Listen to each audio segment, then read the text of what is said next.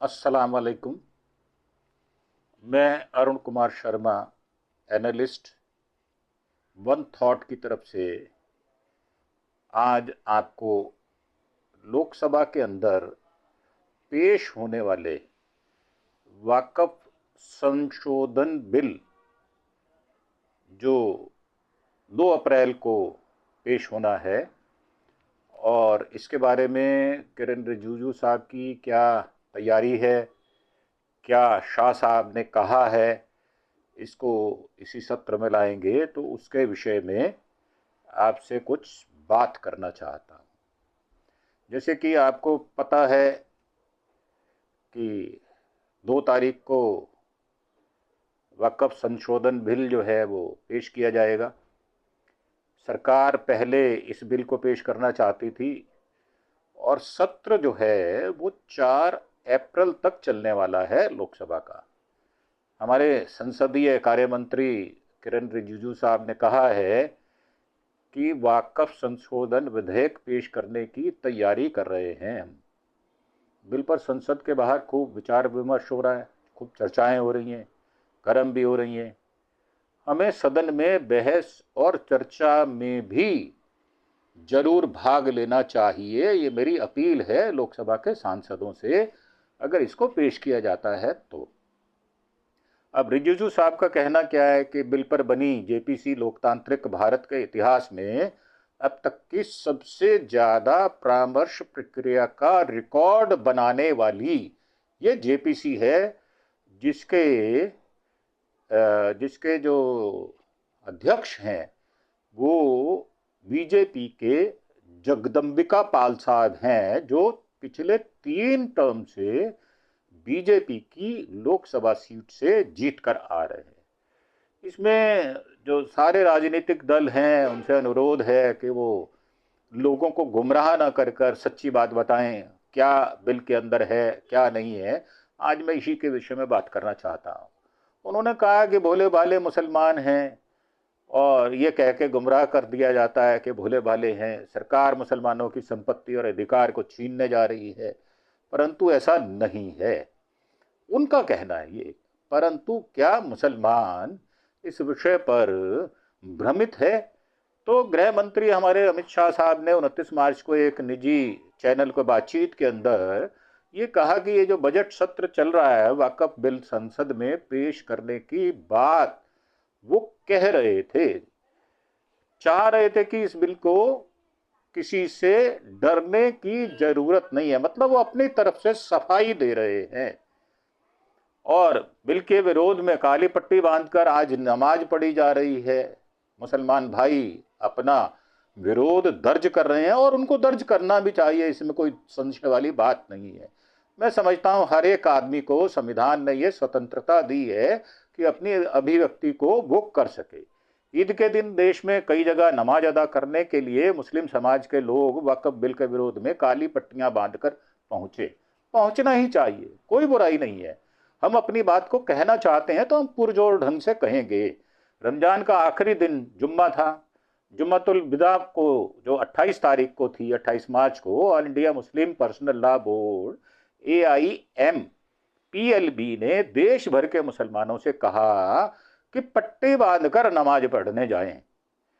मुस्लिम personal law board ने जारी किया, जो लेटर जारी किया है उसमें वक्फ संशोधन बिल का पुरजोर विरोध करना ये देश के हर मुसलमान की जिम्मेदारी है, अगर वो अपने वक्फ बोर्ड को अपने हितों की रक्षा के लिए बचाना चाहते हैं। तो सभी मुसलमान नमाज के दिन मस्जिद जाते समय काली पट्टी बांधकर, परंतु उसमें एक शर्त है, मेरा अनुरोध है कि इसको शांतिपूर्वक करें और मौन विरोध को दर्ज करना, ये हमें कॉन्स्टिट्यूशन इसकी परमिशन देता है, हमें इसकी कोई आज्ञा लेने की जरूरत नहीं है, परंतु यह शांतिपूर्ण होना चाहिए और मौन होना चाहिए। वक्फ बोर्ड ने जो 4 नए पुराने कानूनों में जो अंतर डालने की बात कही है वो इस प्रकार है। जैसे कि वक्फ बोर्ड का पुराना कानून है 40 सेक्शन 40 में रीजन टू बिलीव के तहत अगर वक्फ बोर्ड किसी प्रॉपर्टी पर दावा करता है तो उस जमीन पर दावा करने वाला सिर्फ ट्रिब्यूनल में ही अपील कर सकता है। परंतु जो प्रस्ताव है, प्रस्ताव क्या है? प्रस्ताव ये है कि नए बिल के अनुसार जमीन पर दावा करने वाला ट्रिब्यूनल के अलावा रेवेन्यू कोर्ट, सिविल कोर्ट या हाई कोर्ट में अपील कर सकेगा।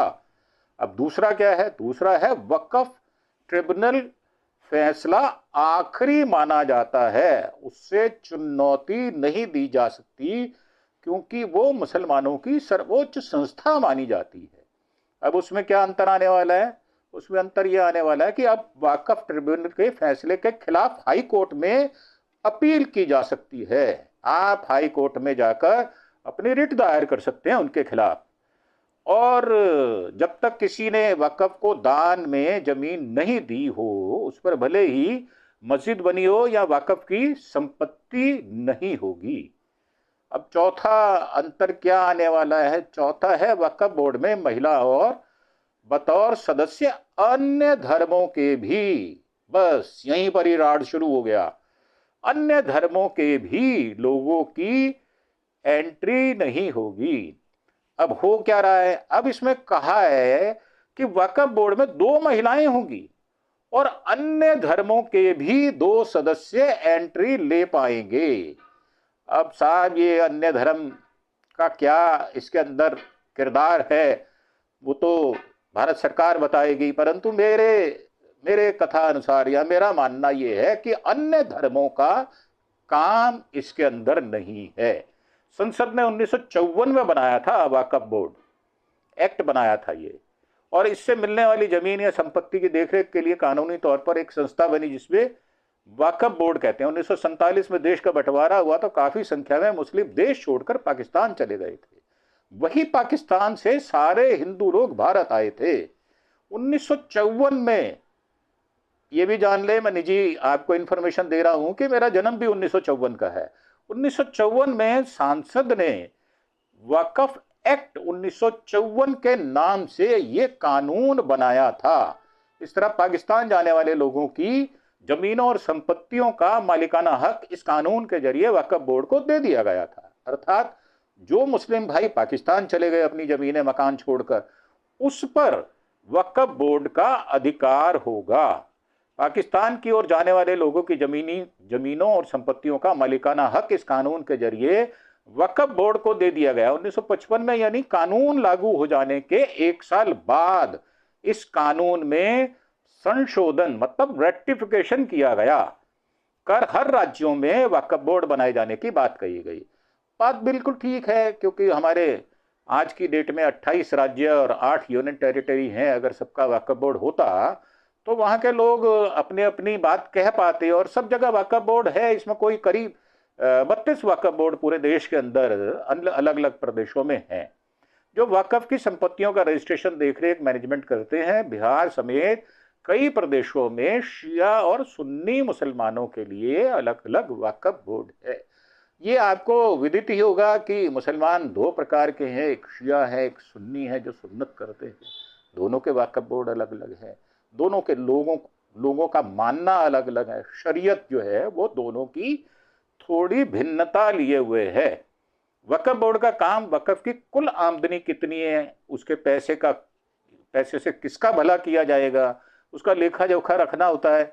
उसके पास किसी जमीन या संपत्ति को लेने और दूसरों के नाम ट्रांसफर करने का कानूनी अधिकार है। बोर्ड किसी व्यक्ति के खिलाफ कानूनी नोटिस भी जारी कर सकता है। किसी ट्रस्ट से ज्यादा पावर, मतलब जो ट्रस्ट बनाए जाते हैं उससे ज्यादा पावर मतलब अधिकार वक्फ बोर्ड के पास होती है।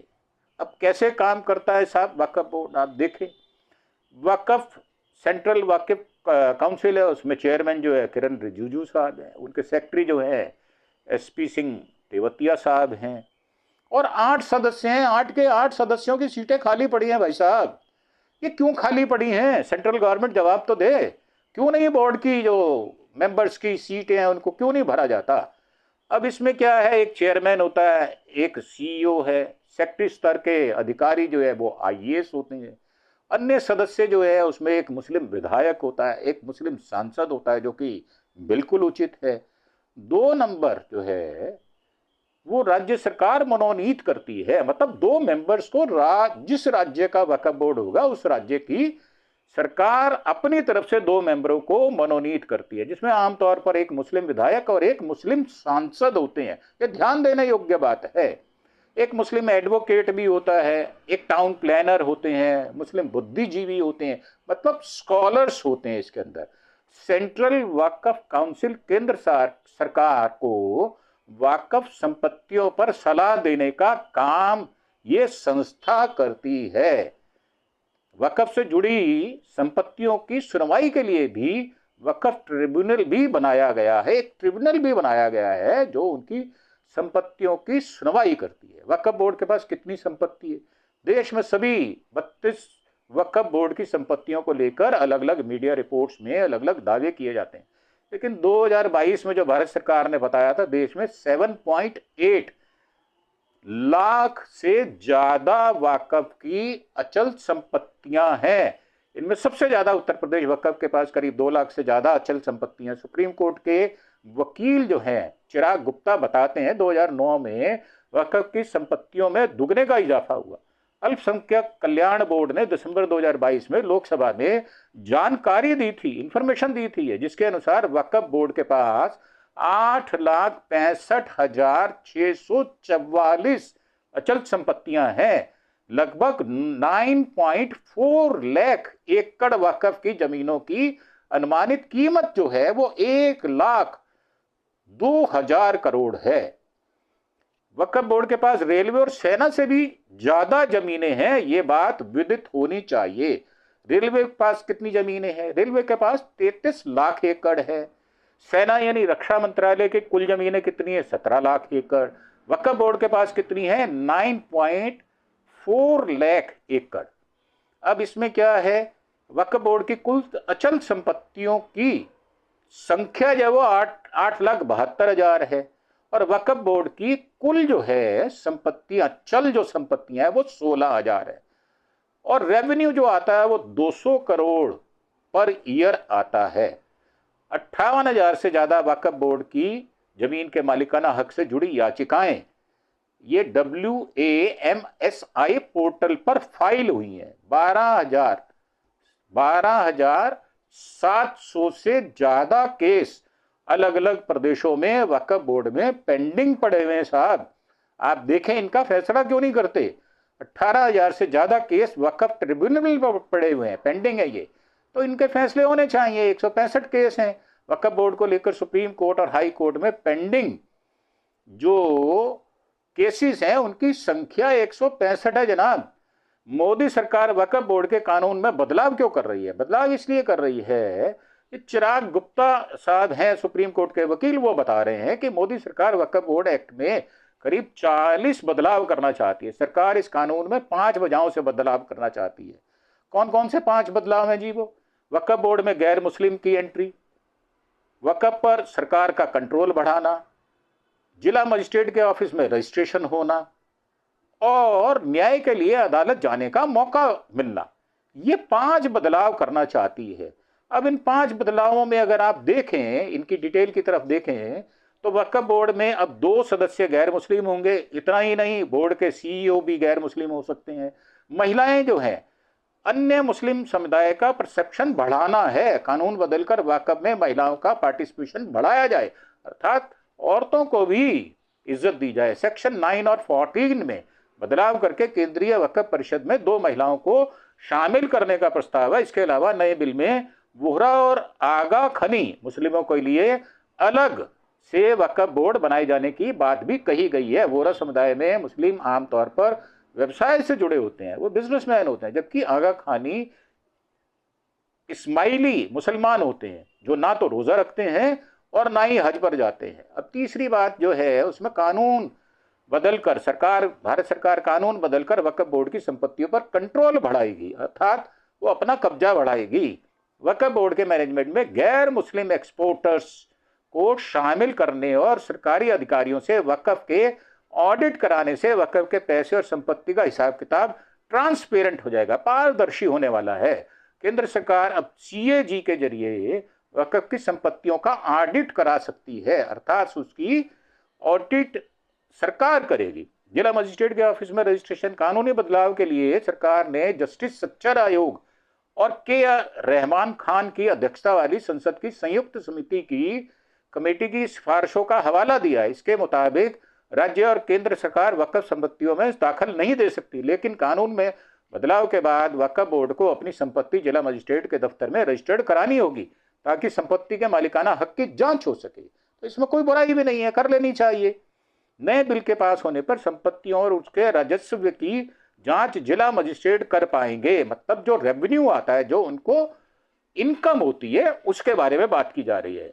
सरकार का मानना है कि वाकफ जमीनों को मुख्यालय के राजस्व विभाग में रजिस्टर्ड कराने और कंप्यूटर में रिकॉर्ड बनाने से ट्रांसपेरेंसी बढ़ेगी।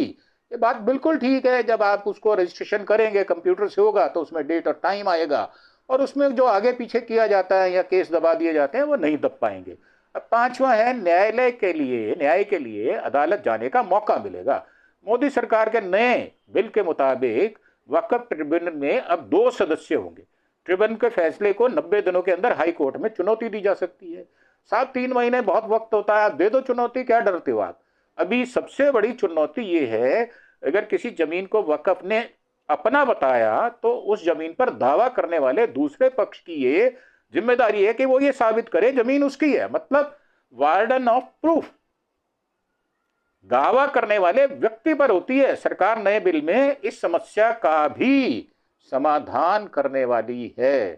तो मेरा मानना ये है, अगर मेरा पक्ष सुना जाए तो सरकार को वक्फ बोर्ड में कोई भी तब्दीली करनी है तो वो मुसलमानों के जो भिन्न भिन्न स्कॉलर्स हैं उनसे बातचीत करके, उनसे सलाह करके, उनकी सहमति लेकर, उनकी अनुमति लेकर करे।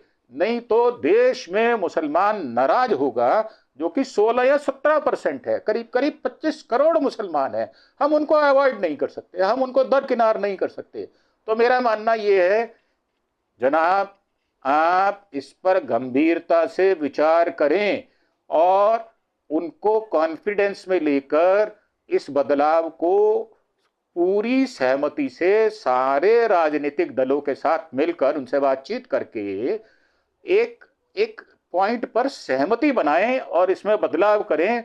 देश में इससे तरक्की होगी, रेवेन्यू बढ़ेगा और लोगों की भलाई के लिए काम कर सकेगी। बस मैं आज इतना ही कहना चाहता हूं। एक बार फिर से जो आज मीठी ईद है, मेरे सभी मुसलमान भाइयों को ईद मुबारक। मेरी तरफ से ये खुदा से दरखास्त दी जाती है कि सबकी झोलियां भरें, सबके पास समृद्धि हो, सबकी लंबी आयु हो और अच्छे काम कर सकें, शरीयत के अनुसार काम करें और ऐसे काम करें जो हिंदू भाइयों के साथ मिलकर सहमति, जो जब गंगा जमनी हमारी तहजीब है इसके अनुसार काम करें। एक बार फिर से सभी को ईद की बहुत बहुत मुबारकबाद। और साथ ही एक अपील कि मेरा नाम अरुण कुमार शर्मा है, अरुण के शर्मा के नाम से, अरुण के शर्मा एनालिस्ट। वन थॉट, एक विचार है, एक विचार को अगर आप आगे बढ़ाना चाहते हैं तो इसको ज़्यादा से ज़्यादा शेयर करें, ज़्यादा से ज़्यादा इसको सब्सक्राइब करें मेरे चैनल को, और ज़्यादा से ज़्यादा इसको लाइक करें। इन्हीं शब्दों के साथ मैं अपनी बात को विराम देता हूं। सबको मुबारक। जय हिंद, जय भारत।